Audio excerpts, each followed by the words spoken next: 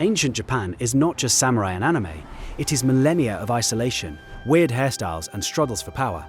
We will break down this history from clay pots to the first shoguns in exactly 13 minutes. The Jomon period begins about 14,000 years before our era. The Ice Age ends. The ocean level rises. Japan becomes isolated islands. People live by gathering, they hunt wild boars and deer. They catch fish and gather acorns, and they also make the first ceramics in the world. The word Jomon translates as cord mark. The Japanese mold clay pots and press cords into them for a pattern. The design of these pots looks like aliens invented it. Life flows slowly. There is no large-scale agriculture. There is no need to divide land.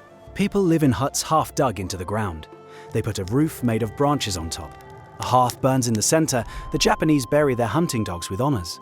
Archaeologists find huge garbage heaps from that time. Mostly these are shells from eaten mollusks. From these shell mounds we know their diet. They also mold clay dogo figures. These figures are bug-eyed and short-legged. Scientists argue about their purpose. Perhaps these are talismans for a harvest or curing diseases. Thus pass 10,000 years of pots and gathering, but then everything changes abruptly. In the year 300 before our era, the Yayoi period arrives. New people sail from the mainland. They bring breakthrough technologies. The main technology is flooded rice. It changes the life of the islands.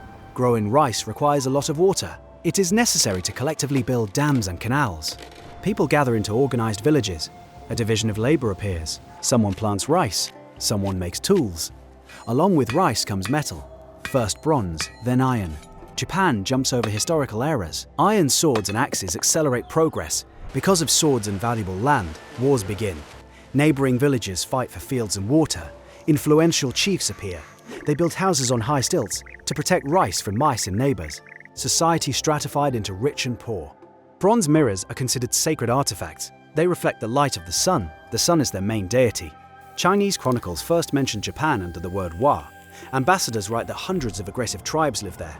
They constantly fight among themselves. Then the ruler Himiko appears. She unites some of the tribes into the country of Yamatai. Himiko is a supreme shaman. The Chinese wrote that she controlled people using magic. She lived in a fortified palace guarded by guards. Her younger brother exclusively passed on food and orders. Himiko was a calculating politician. She sent gifts to the Chinese emperor. He gave her a golden seal and the title of ruler of the Japanese. This was a powerful statement to all enemies. Himiko died. War started again. So we moved to the Kofun period. This is the year 300 of our era. The word Kofun means ancient mound. Ambitious chiefs decide that dying must be done on a grand scale. They build earthen tombs in the shape of a keyhole. Some of them are bigger than the Egyptian pyramids. The largest tomb of Emperor Nintoku reaches almost 500 meters in length. Thousands of people built it for decades. They put treasures inside the tombs: iron swords, bronze mirrors, jade ornaments, and armor. Outside, they placed clay haniwa figures. These are figures of warriors, horses, houses, and dancers. According to legend, earlier servants were buried alive with the chief. Then they were replaced with clay copies. The haniwa figures were supposed to protect the chief in the afterlife. At this time, the powerful Yamato clan stands out. They subdue other tribes with force and cunning. The Yamato rulers declare that they are direct descendants of the sun goddess Amaterasu. You cannot argue with the sun goddess, thus the imperial dynasty of Japan officially originates. This dynasty has ruled continuously to this day.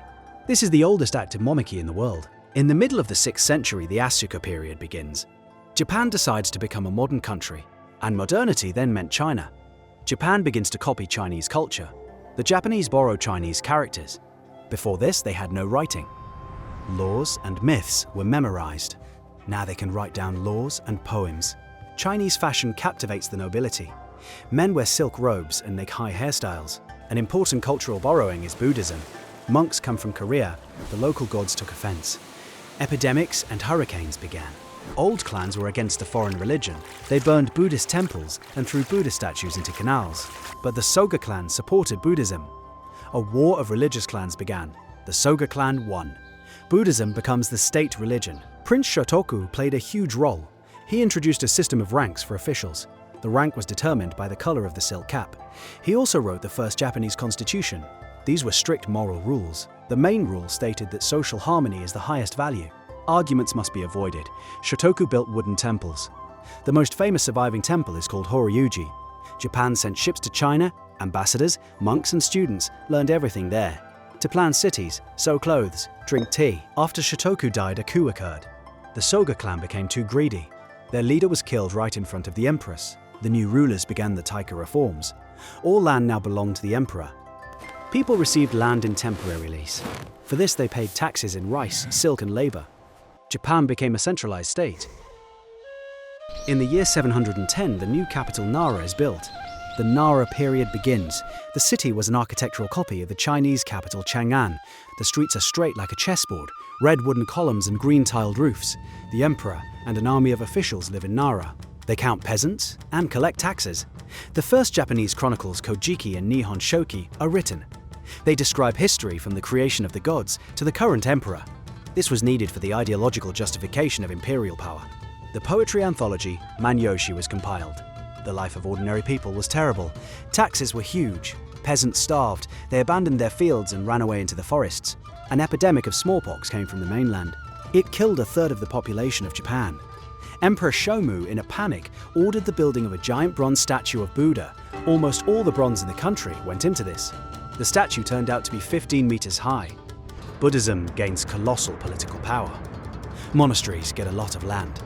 Monks become influential and rich. The monk Dokyo tried to become emperor. He seduced the empress and seized power, but the officials united and drove him into exile. After this scandal, women did not become empresses for 1,000 years. The pressure of rich monks in Nara became unbearable. In the year 794, the emperor moves away from the greedy monasteries. The new capital gets the name Heian. Now this is the city of Kyoto. Heian translates as the capital of peace and tranquility. The Heian period begins. This is the golden age of refined culture. This culture was available only to a tiny handful of aristocrats. They lived in luxurious estates. Their life consisted of writing poetry, music, and palace intrigues. They judged people by the color of their clothes and the beauty of their characters. Noble Japanese dyed their teeth black. This was considered beautiful and aristocratic. They plucked their eyebrows and drew new ones high on their foreheads. Noble women wore outfits made of 12 layers of silk. They weighed up to 20 kilograms. It was hard to walk in them. Aristocrats just sat behind screens and wrote poems. Japanese classical literature blossoms. Mostly women write. Men wrote official documents in Chinese. Women used the syllabic kana alphabet. Murasaki Shikibu writes, The Tale of Genji. This is the first psychological novel in the world. It tells about the love adventures of Prince Genji. Aristocrats played strange games. They competed in comparing the length of chrysanthemum roots. They kicked a leather ball without dropping it on the ground. Ordinary people at this time worked hard in the fields. The gap between rich and poor was huge. Real power passes to the Fujiwara clan. They marry their daughters to little emperors. Emperors become puppets of their fathers-in-law. To regain power, some emperors abdicate the throne, go to a monastery, and rule the country from behind the scenes. Complete political confusion begins. While aristocrats in the capital write poems, chaos grows in the provinces. Central imperial power weakens. Taxes are harder to collect. Rich landowners stop paying taxes to the capital. They create independent private estates. To protect the lands, they hire village guards. These guards train and turn into professional warriors. Thus, samurai appear. The word samurai comes from the verb to serve. Initially, they were armed servants. They had the best steel weapons. They fought on horseback. The first samurai shot from a bow on the gallop. Their bows were huge and asymmetrical for the convenience of shooting from a horse.